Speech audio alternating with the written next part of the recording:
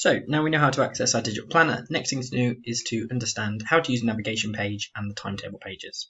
So the main page that you'll have by default set up when you first come into your planner will be this page that you can see here, which is your navigation bar. This has quick links to sites and information which is useful and that would typically be included in your planner historically. So for example, it has links to your class charts, check behaviour, Century, Go for Schools information. There are also links to other useful sites or pages on the school website, like for example, school uniform and equipment, the pride values, the house points system tally, and the extracurricular timetable. There is also this tab here which takes you to a site specifically just to give you advice on how to revise effectively. So there is a presentation here that you can work through that has loads of information and examples about what makes effective revision that you can kind of do in your own time and you can kind of explore. It will be something you'll look at in life curriculum eventually anyway, but it's useful for it to have you as a reference. And so each of these are just to help you kind of navigate nice and easily and efficiently. Okay. As much as this is your default start page, so that you can have quick access to these things, you may decide that you want to reorganize the order of these slides and to have a different slide at the beginning, maybe the slide that you're working on most recently, but it's there for you as a tool. And if you click on any of these icons, then a link will be available that you can then follow to quick access. The next 3 pages are all about timetable, and so the first one is on your life curriculum timetable. This is where your form tutor will tell you what the structure of your life curriculum sessions will be across each of the 2 weeks, and it's for you just to make a note of that. So for example, if you're doing walks on Mondays and Tuesdays in week A, then you can put that down, and then maybe you have your assembly, like in this example, week B on a Thursday, and if in this example, if you were year 7, you might do reading buddies on a Friday. So this will be different for every year group, and obviously just allows you to know what you're doing each day. In addition to that, there is space at the bottom for you to put information about upcoming events that you just want to make a general note of, such as open evening coming up on the 28th of September, and like if, for example, if you intend to help out and you want to make a little reminder for that. And you can see that the notes that go with it are highly personal.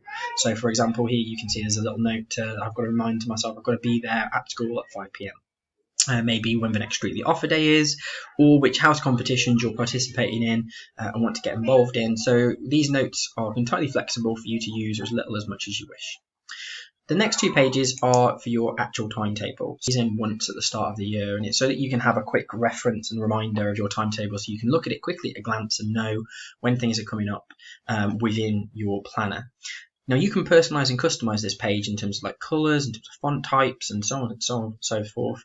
But our general advice would be this: that when you input your timetable for the first time, that you record the subject, the room that you're in, because obviously you can be in different rooms at different times for the same subject and sometimes with the same teacher, and the teacher that you have. You can then choose to personalize it and color code it however you wish. If that's something that you like doing, you can color code all your subjects. Some of them, that's entirely up to you. So as an example of how to do this, when you have your week A and your week B timetable, so for example, if I just click on one of the text boxes and I'm filling in my timetable, I can put science here, which I'm going to have period 1 on a Monday. It's going to be in E1, and it's going to be with Mr. Pyatt, for example, for me.